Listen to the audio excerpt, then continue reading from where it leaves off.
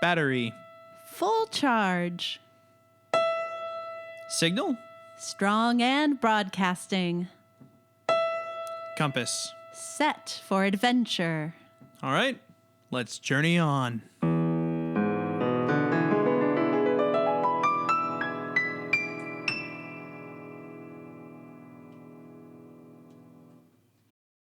Welcome back. Come on in, take a seat. I'm so happy you're here. This is Journey On, and my name is Andy. Now today, we're going to go underground with the Tin Pan Knights. We're going to do some singing with Allison, and of course, Tommy Tinkersmith has a really special thing to make with you today. So let's get started, shall we? Let's collect that magic. So I'm looking for your favorite color. Favorite colors out there. Red, green, pink. We did pink. And purple. Blue. Ooh, let's do blue. Yeah, okay. So blue. All right. Next, we're going to take favorite animals. Okay. Axolotl. Very interesting. All right. Teddy bear. Ooh, that's kind of fun.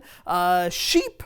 All right, let's go with sheep. Sheep sounds super fun. Blue sheep. Okay, blue sheep. And then we need a favorite food. So favorite foods, let's throw them out there. Ice cream, spaghetti and meatballs, pizza, chicken fingers. We had that one already too. There's just so many. Let's do mashed potatoes. Yeah, we're gonna do mashed potatoes today. So our magic formula today is going to be blue sheep mashed potatoes. Yeah, well, you're right. Let's not get ahead of ourselves. Let's get our magic gatherers ready.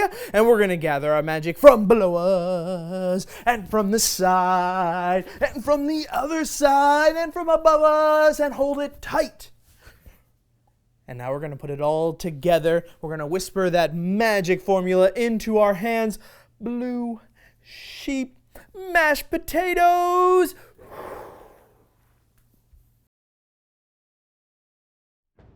This is a story about the Tin Pan Knights. A story about a kingdom without a king, where our heroes were forced to save themselves from new dangers that threaten their lands.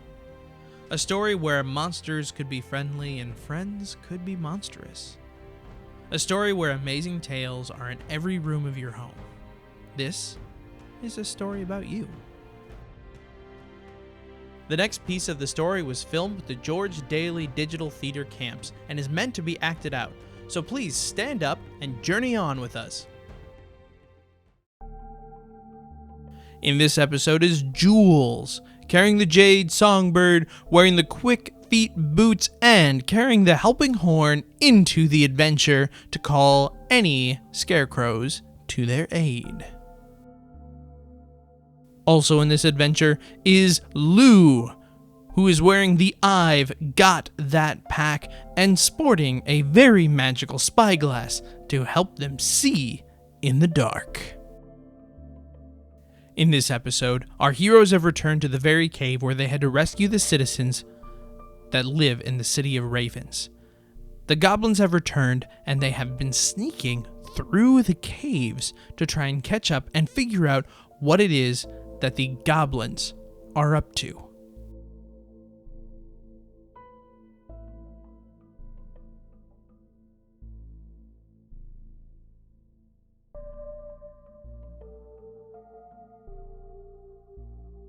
As they're moving through the caves, they eventually see the goblins holding up their wands to other doorways and playing a set of tones.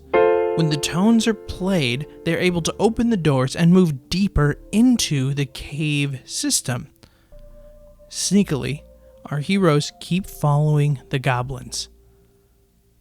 Deeper and deeper into the darkness. They arrived at a platform. No goblins in sight, but a vast, empty cavern in front of them. They peered over the ledge, not being able to see anything at all. Just darkness filled the cavern. Having a bright idea, our heroes pulled out the magic beans that was gifted from the Queen of Ravens, and they turned into special animals to help get them across the cavern. A chicken, a poison frog, and a flying pig. As their animals, they were able to get out across the cavern using various special abilities, some picking up grain along the way, some flying through the darkness, and others jumping across the vast emptiness. They eventually got to the other side of the cavern and landed on the other ledge. They could see that there was a giant door in front of them. The mystery was what was on the other side. Our heroes tried to get through the door, finding a hard time getting to the doorknob or getting around or underneath any of the cracks, almost like it was magically sealed. They had to think very hard on how they were going to get through.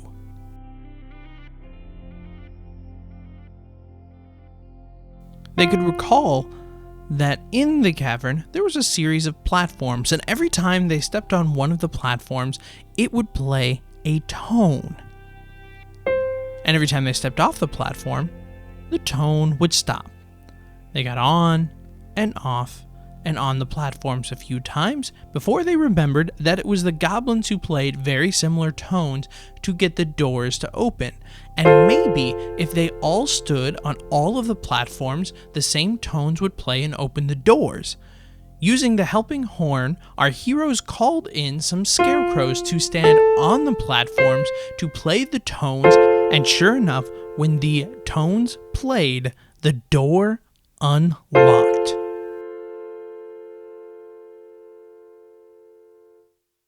With the door unlocked, they turned into human knights and went inside.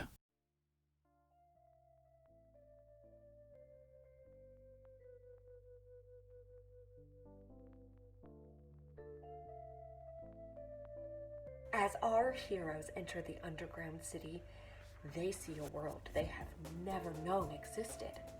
The city is vast and has structures rising from the bottom of the cave and lowering from the ceiling like stalactites. Walking the streets are goblins and big feet and all other types of various fairy-like creatures. Fairies of all shapes and sizes populate the airspace, flying about the city. What's your business here in the Underland?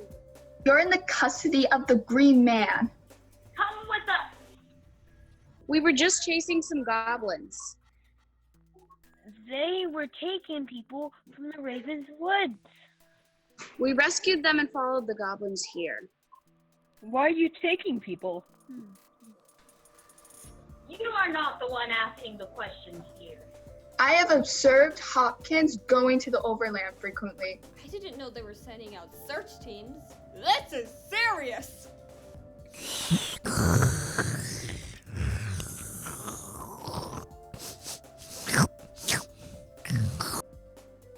They've been infected with coyote creep. They've been shivering uncontrollably. Their capes have been suppressing the sickness, but it won't last forever.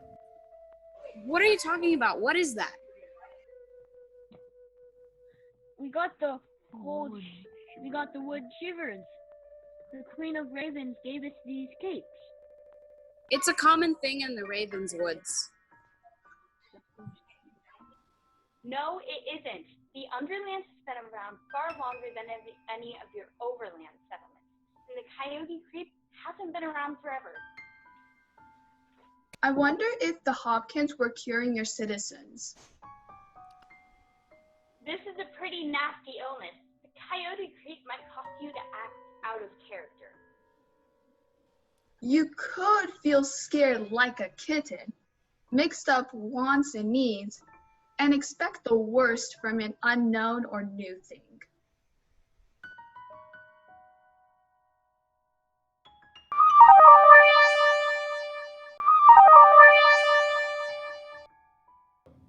Now that you're cured, tell us, why are you here?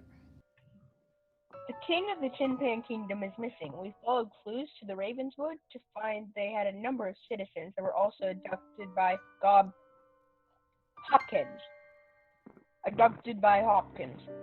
We got them to the city and followed them here. What? I feel better without the coyote creep. Officers, you've been rerouted to bring the intruders to the king. The green man wants to question them himself. What? What's the problem? Is it a problem to see the king? You said your king was missing, right? Yes, I think for about 6 months now. Our king has also been missing for about 6 months. Wait, if your king is missing, then who are we going to see? That is precisely our concern.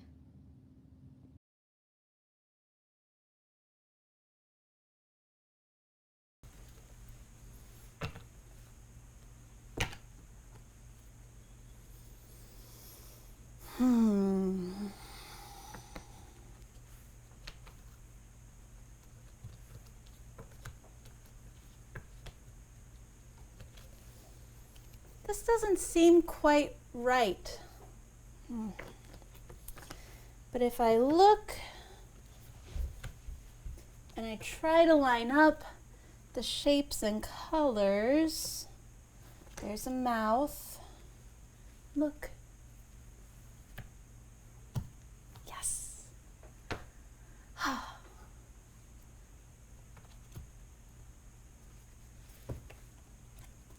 There we go. Have you ever gotten stuck on a puzzle? Sometimes it's because the piece is just lost forever in the black hole of the sofa cushion, but lots of times it just takes a little patience to sort through all the pieces and really see their shapes and colors and make sure they line up just right. The Tin Pan Knights had to solve a puzzle this week, but it was a different kind of puzzle. They had to see all of the shapes and colors of their problem, which was figuring out how the goblins were able to open the doors with the tones. Remember the tones? The doo-doo-doo, brrrr.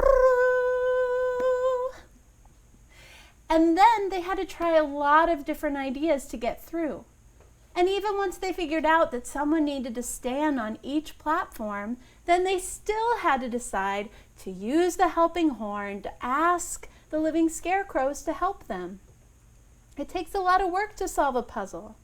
Hey, do you want to hear a dinosaur joke? Okay. What do you call a fossil that just lies there? Thinking about it. A fossil that just lies there. Lazy bones. Do you want to hear another one? How about this one? Why don't dinosaurs drive cars? It's a good question, right? They've got arms, they could steer. Why don't they drive cars?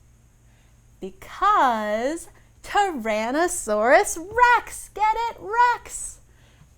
Halt, Mr. T-Rex. You better chex yourself before you wrecks yourself. That's a silly word, isn't it? HALT. Have you ever heard that word before? It's a word that the Tin Pan Knights use sometimes, and really it just means stop. So when you say, halt, Mr. T-Rex, you're telling him to stop. Doesn't look very happy with me telling him to stop, though, does he? He's got kind of an angry face right now, with his teeth showing. Sometimes we need to stop and be patient, just like Mr. T-Rex when he's driving his car. Only the puzzle we need to think about and look at from all different angles is how we're feeling inside.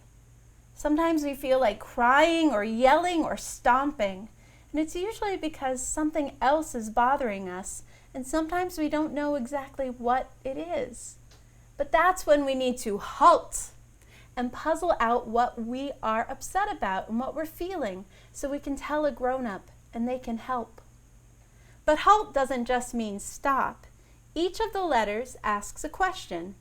H, am I hungry?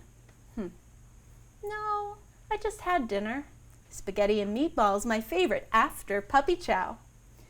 A, am I angry? I don't think so. I like to do puzzles and I like to talk with you.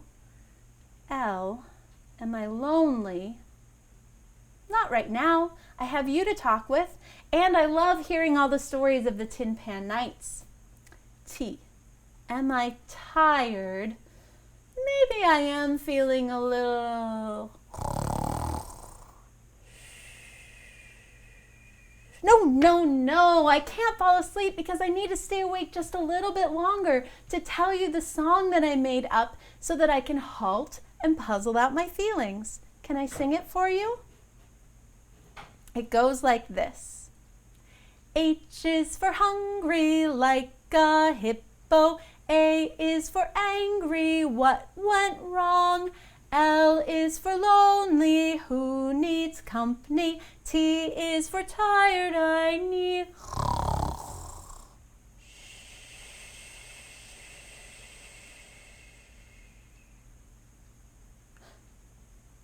Until next time, journey on.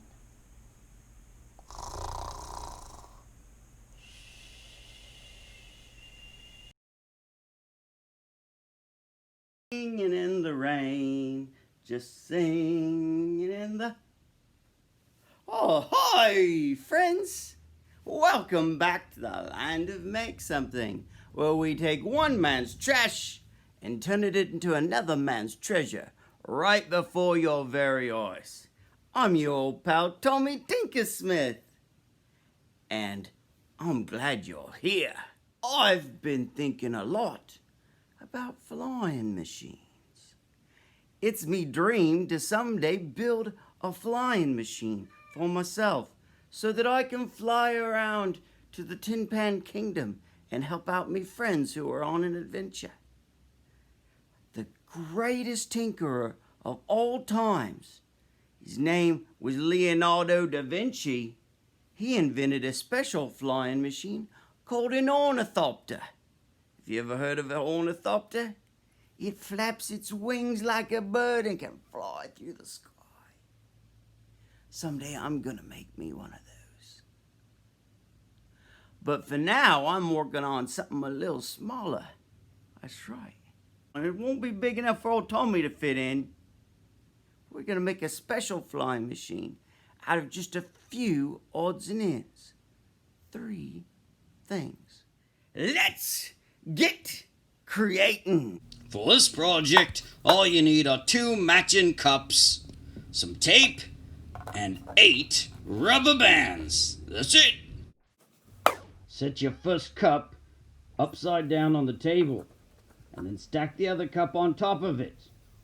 Now take your tape, and you're gonna wrap it right around the middle so they're stuck together. Just like so. Perfect. Now, if you want your flying machine to look really cool, you can take some extra tape and wrap it around the cup like this, so when it's flying through the air, it looks all hypnotizing. Like that. Now we need to learn how to knot these rubber bands together. You stick one rubber band inside the other rubber band, and then you're gonna tie it into a knot and stretch it out tight. Perfect.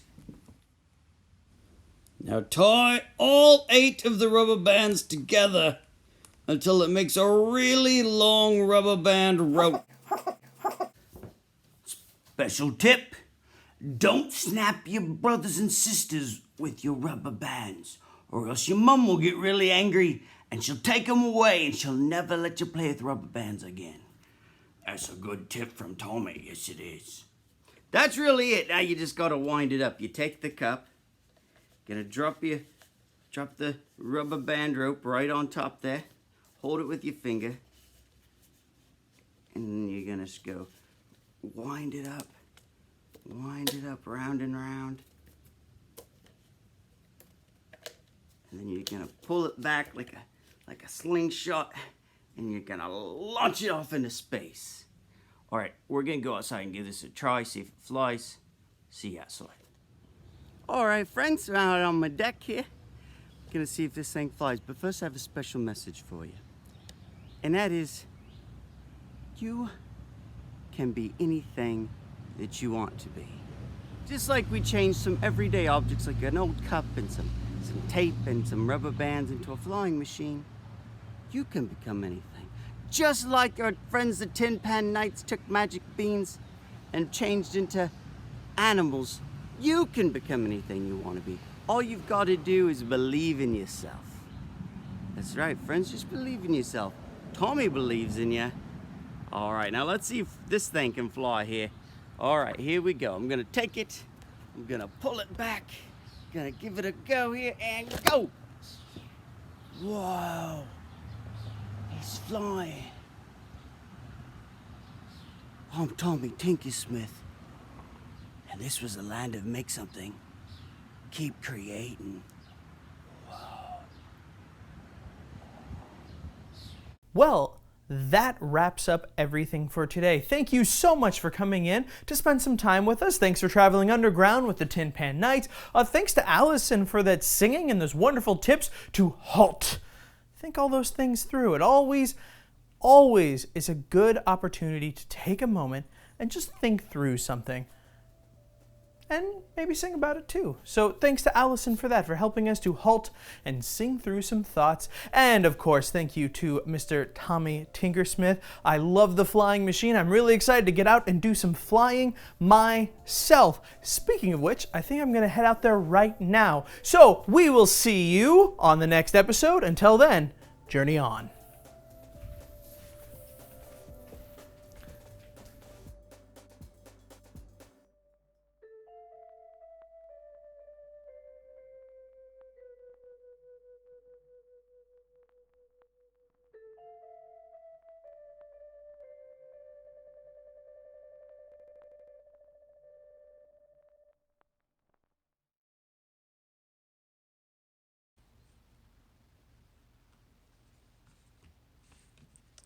I wish I could teach you how to put together puzzles, cats. I think that would be a big hit. Puzzle kitties. However, you are relying on the pieces that I need. Oh boy, I've got a good feeling about that one. Yeah. There we go. Excuse me. Yeah, can you help? You're learning. Yeah.